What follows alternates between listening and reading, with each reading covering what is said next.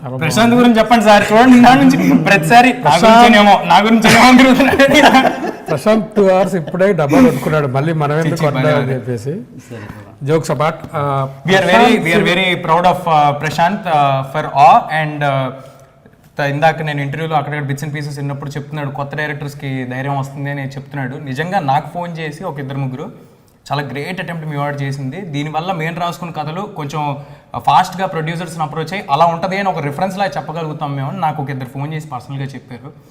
So yeah, పొగడేసాను బాబాయ్. Okay, ప్రశాంత్ని పొగిడితే నన్ను నేను పొగుడుకున్నట్టే ఉంటాను బాబాయ్. తను చిన్నప్పుడు అంటే తను చిన్నగా ఉన్నప్పటి నుంచి ఫ్రెండ్ అనమాట నాకు, అంటే it's almost 10 years. Funny incidents అంటే గుర్తొచ్చింది, నాకు గుర్తొచ్చింది. ఫన్నీ ఇన్సిడెంట్స్ అంటే మేము అనుకున్నాం, మేము ఇద్దరం అనుకున్నాం ఒక 4 years down the line 5 years down the line ఏదో రోజు మనం సినిమా చేస్తాం కదా బాబాయ్, ఆ రోజు ఆడియో ఫంక్షన్లోనో లేకపోతే ఎక్కడో ఒకటి మైక్లో చెప్దాం ఇది అనుకున్నాం. అది ఇలా ఈ వేదిక మీద చెప్తున్నాం అనమాట.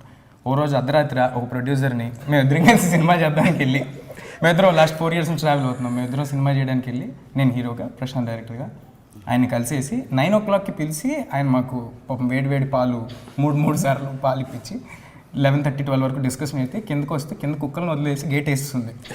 ఆ గేట్ని మేమిద్దరం అదే గోడని దూకి బయటకు వస్తే మా కార్ టైర్ని చీల్చేసారు గేట్ ముందు కార్ పెట్టినందుకు. సో అక్కడ నుంచి మేమిద్దరం నడుచుకుంటూ కొంత దూరం వెళ్ళి మళ్ళీ కార్ వచ్చేంతకు వెయిట్ చేసి అలాంటి ఫన్నీ చాలా ఉన్నాయి. సినిమాకి సంబంధించి ఆ ఫస్ట్ అనుకున్నప్పుడు ఒక 3 నెలలు చెప్పుంటారు కదా, ఆ 3 నెలలు నేను కూడా ఉన్నాను. వినగానే అనిపించింది you are making a wonder. ఒక 4 గోడల మీద అంటే సెట్ కదా సినిమా అంతా, మనం ఒక చిన్న సెట్లో ఈ 4 గోడల మధ్య లేదు అంటే ఇది పర్టికులర్ ఈ సినిమా ఏంటంటే రెగ్యులర్ సినిమా కాదు ఇది, ఒక 4 గోడల మధ్య నువ్వు వండర్ క్రియేట్ చేస్తున్నావు Prashant. Don't worry, go ahead. ఇంకా అసలు వాళ్ళు వీళ్ళు అని చెప్పి వెయిట్ చేయకు, కొత్త వాళ్ళు ఎవరు దొరికితే వాళ్ళతో ఓన్గా అయినా సరే చేయాల్సిందే అని చెప్పేసి. అంటే తను చెప్పాలి మేము ఎంత ఇది చేసామని. బట్ ఇవాళ రిజల్ట్ చూస్తుంటే మేము అందరం బిలీవ్ చేసింది మా ట్రస్ట్ అసలే అంటే కొత్త ప్రయోగం చేయడం అనేది తప్పు కాదు అని చెప్పేసి మళ్ళీ ప్రూవ్ చేశారు అనమాట. ఇలాంటి కొత్త తరహా సినిమా నాని గారు ప్రొడ్యూస్ చేయడం, సో తన encouragement. Yeah, first of all ముందు ఇనీషియల్గా అన్నప్పుడు నాన్నగారు ఇంకా రాకముందు మేమందరం ఫ్రీగా పనిచేద్దాం, మన టీం అంతా వర్క్ చేద్దాం అనుకున్నాను అనమాట. సో ఫస్ట్ డ్రాఫ్ట్స్ అన్ని నేను రాశాను. తర్వాత సినిమా పెద్దది అవ్వడం రావడం, ఇంకా వేరే వాళ్ళు కూడా వర్క్ చేయడం. సో అలా టైటిల్ ఏమేయాలి అన్నప్పుడు ప్రశాంత్ టుక్ డెసిషన్ దట్ అడిషనల్ డైలాగ్స్ అని చెప్పి. సో నేను వర్క్ చేసే సినిమాలకి నా డైరెక్టర్స్కి నేను అక్కడక్కడ డైలాగ్స్ ఇస్తుంటాను, but I never took a credit అనమాట. బట్ ఇది మా సినిమా మన సినిమా అని మేము అనుకొని చేశాం కాబట్టి ఐ టుక్ దట్. సినిమాలో ఫన్నీ ఇన్సిడెంట్స్ అండి, షూటింగ్ టైంలో నేను షూట్కి ఒకే ఒక రోజు వెళ్ళాను, అర్ధరాత్రి వెళ్ళాను. రెజీనా ఎలాడుతుంది, సరే ఒక గంట సేపు చూసా ఇంకా ఎలాడుతుంది వైర్లు కట్టి పాపం. ఇంకేం లేదు, ఆ రోజు ఏం జరగలేదు. ఆ వైర్లు పాపం తను చాలా అంటే తను పెట్టిన ఎఫర్ట్స్ మామూలు ఎఫర్ట్స్ కాదు. తను మేకప్కి 6 గంటలు పట్టేది. ఆ రోజు ముందు రోజు మార్నింగ్ 7కి స్టార్ట్ చేస్తానండి, నెక్స్ట్ రోజు మార్నింగ్ 5 o'clock వరకు కంటిన్యూస్గా అంతా షూట్ చేసాం. 24 hours కంటిన్యూస్గా ఆవిడ షూట్ చేసింది. అండ్ ఆ రోప్ షాట్స్ అవన్నీ కూడా నెక్స్ట్ డే మార్నింగ్ 5 o'clock చేసాం. Imagine how difficult it is for గెటప్లో చేయడం. నువ్వు ఎలా మెయింటైన్ చేయగలవు ఇక్కడ జాబ్ చేసుకుంటూ? V6 కదా నువ్వు చేస్తున్నావు, జాబ్ చేసుకుంటూ ఇన్ని సినిమాలు ఎలా చేయగలుగుతున్నావు? ఇప్పుడు మా వాళ్ళు చూసారంటే మీ చైర్మన్ ఎలా అలౌ చేస్తున్నారు అసలు మిమ్మల్ని అనుకున్నా. సో యాక్చువల్గా ఏంటంటే నాది 10 to 7 వరకు అక్కడే ఉంటాను. నైట్ టైమ్స్లో డైరెక్టర్ని కలవడం, వీకెండ్స్లో అప్పుడప్పుడు సెలవు పెట్టడాలు.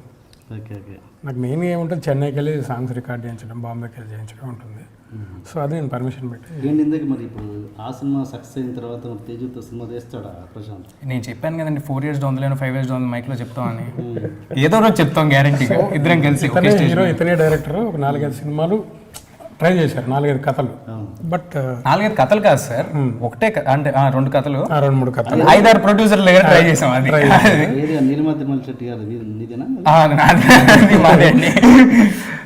అలా అంటే ప్రశాంత్ డైరెక్టర్ ఎప్పుడో అయిపోతాడని తెలుసు, తన హీరో ఎప్పుడో అవ్వాలని తెలుసు మాకు. బట్ అది ఎప్పుడో ఇంత పెద్ద సక్సెస్ వచ్చాక ఇంకా తేజు దగ్గరికి వస్తాడా ప్రశాంత్ అని? ఎందుకు చేయడండి, డెఫినెట్గా చేస్తాను. అవునా?